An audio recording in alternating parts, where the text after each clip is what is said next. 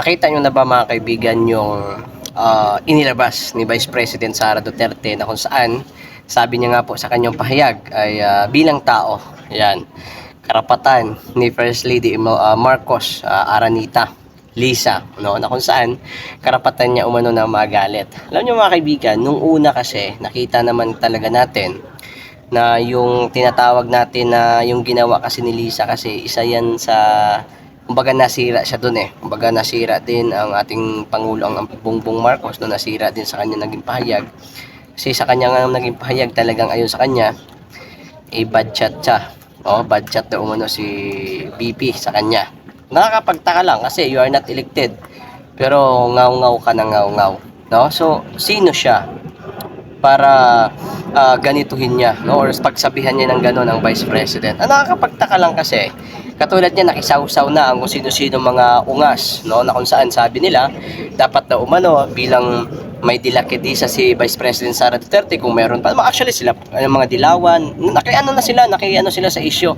Kaya sabi ko, naisip ko lang kung inyo lang titingnan mabuti yung mga yellow cards talaga, hindi talaga nila mahal ang bansa natin. 'Di ba? Kumbaga sumasabay lang talaga sila sa issue. Kasi kung titingnan natin mabuti mga kaibigan, katulad nga po nun, kung mayroon daw umano dilakadisa si Vice President Sara, dapat daw umano mag-resign na siya, no?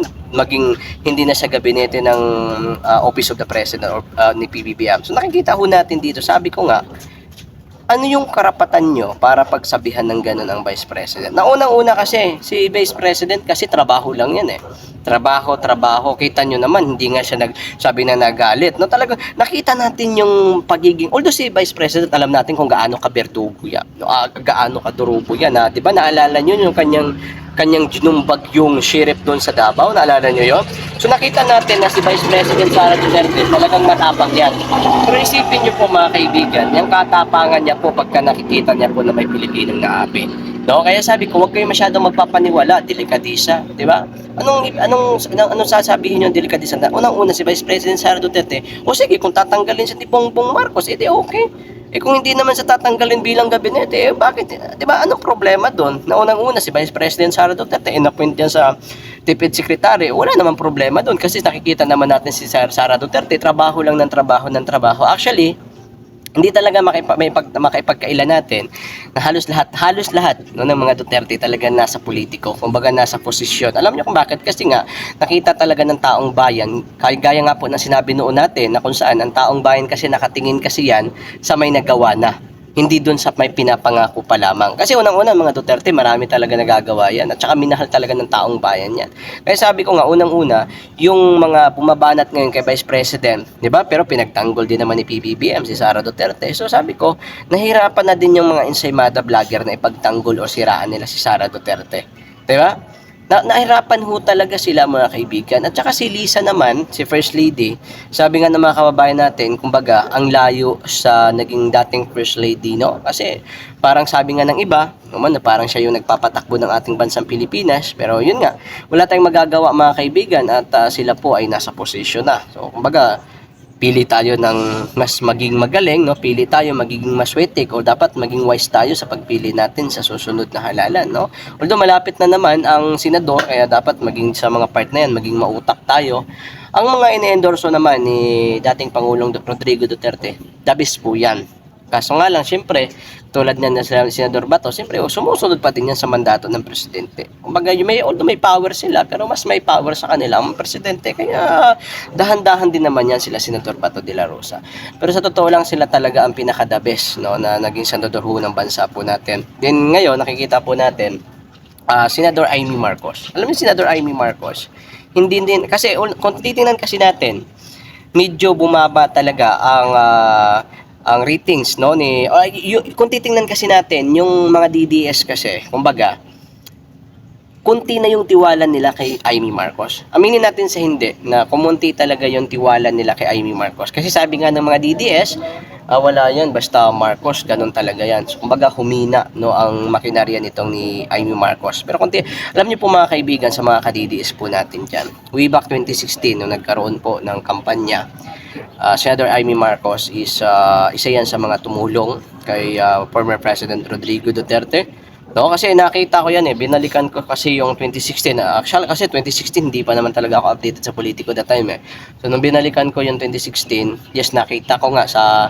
kampanya ni former President Rodrigo Duterte kasama doon si Senator Amy Marcos. So nakita natin doon nagbibigay sila ng mga damit. So kaya nga pero yung tiwala pa din kasi ng tao kunti na din talaga. Kumbaga, kasi from Marcos Loyalist, kunti na doon na makukuha niya. Kasi yung Marcos Loyalist kasi nahati yan So kung titingnan natin, although may mga Marcos Loyalist na naging tapat kay Amy Marcos, pero yung mga DDS naman, hindi din man lahat ay tapat sa kanya. Kasi nga, ay pa, basta Marcos. Kumbaga, nasira kasi yung, ang laki kasi ng expectation ng taong bayan kay PBBM. No, itong kapag siya ay maging pangulo ng ating bansang Pilipinas, no? Kasi ang dami kasi nung nagka-culture survey kami that time, way back 2022 hanggang from 2021 hanggang 2022, mga almost 1 year kami nag-culture survey that time. So ang sabi talaga ng tao, gusto nilang ibuto yan dahil nga sa baka daw mapantayan maging katulad ng ama o di kaya magkaroon ng continuity ng Duterte administration. Kaya mapapansin natin mga kaibigan, talagang humina talaga si Senator Amy Marcos kasi kumbaga yung tiwala ng Marcos Loyales kumonte at saka ganun din ang sa DDS na napapagitnaan siya. Totoo po yun sa survey na medyo humihina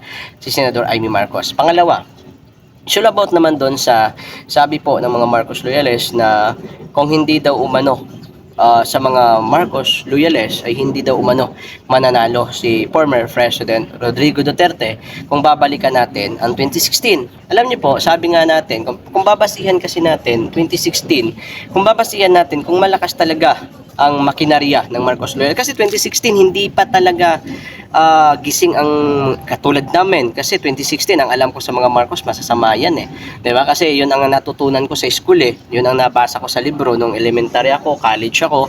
Kumbaga yun talagang nakita ko nung ako'y nag-aaral from elementary to high school. Kasi nung college na ako, nag-iba na yun. Kumbaga talamak na or nasa part na tayo na talamak na yung social media nung nag-college po ako. Pero nung high school at saka elementary ako, kumbaga ang alam ko sa mga Marcos talaga is masama kasi yun naman ang nakasulat sa libro. Kaya nga po kumbaga binigyan ng taong bayan ng pagkakataon itong pagdating ng 2022 na baka mapatunayan nila na siya ay maliho ang nakasulat sa libro nung mga panahon na Marcos Sr. So pero nakikita po natin ngayon na nasa 80% ng Pilipino is dismayado sa pamumuno talaga ni PBBM. Then ito pa mga kaibigan So kung titingnan po natin kung malakas talaga ang makinarya ng mga Marcos Loyales. Kasi yun ang sinasabi ng mga Ensaymada vlogger na dahil daw umano sa Marcos Loyales kaya nanalo si former President Rodrigo Duterte. Pero hindi ho totoo yan. Kasi kung totoo pong Marcos Loyales malakas noong 2016, dapat na ipanalo dapat nila si Miriam Defensor. Kasi unang-una, siyempre, ang katambalan naman, way back 2016, ang katambalan naman ni Miriam Defensor is si PBBM, no? Yung Vice President that time. Then, hindi din nanalo.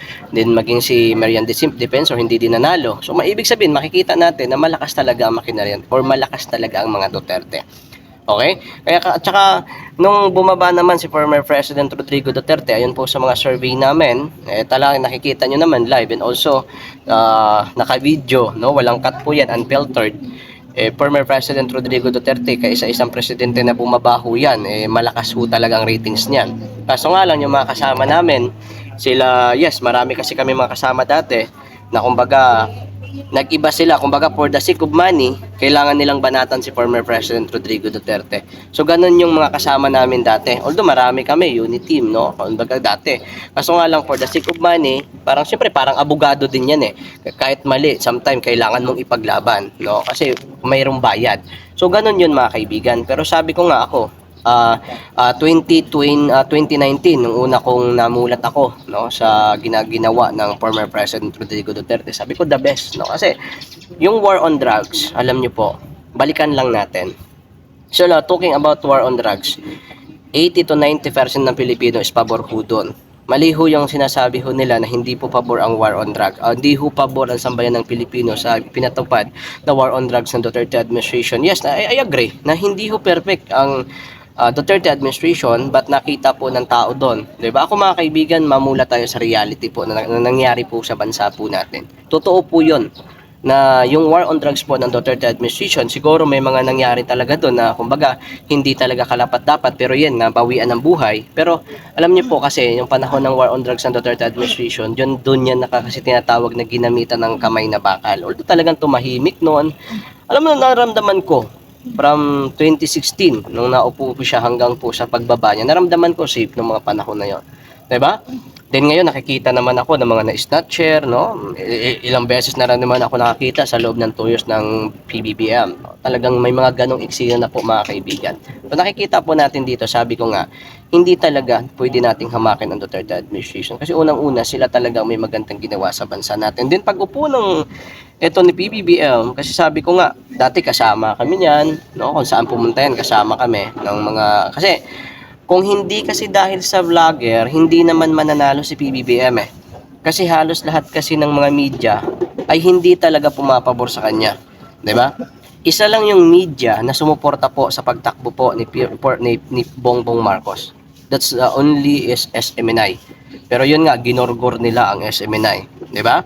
Sa pagtatanong lang, is all about 1.8 billion pesos na travel expenses ni Tambaluslos. Pero yun po ay question mark. So doon po nagsimula mga kaibigan hanggang po sa ginorgor po nila ang SMNI. So nakakalungkot dahil ang SMNI is not anti-government, pro-government po ang SMNI. So sabi ko nga, yun, nakita po natin na talagang itong administrasyon na ito talagang hindi po natutuwa ang sambayan ng Pilipino. Hanggang sa pagdating sa presyo ng mga bilihin, hindi naman din ako, sabi ko nga, hindi din naman ako umaasa doon sa 20 pesos na bigas.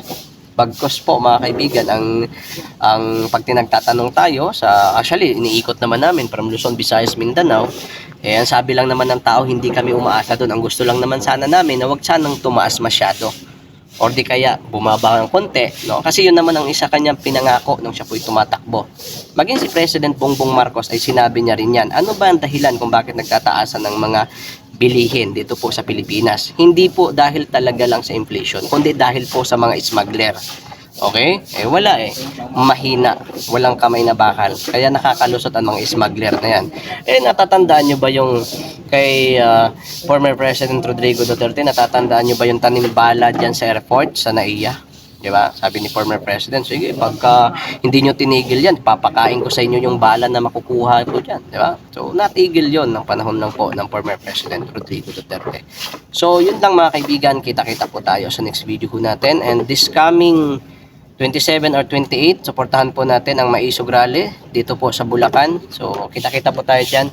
Maisog Rally, and sa next vlog natin sasabihin ko kung saan yung venue, kasi at this time hindi pa naman binabato sa amin kung saan talagang exact venue, but sigurado na po yun this coming 28, yan, alas 5 po ng hapon sa Bulacan. Okay, so next video natin ipapaalam ko before 28 kung ano po ang exact, no? Supportahan natin. At Maisog Rally naman is a peaceful rally po yan mga kaibigan, hindi po yan sabi ng mga katulad ko na ginagawa po ng mga dilawan. Salamat po. And don't forget to subscribe.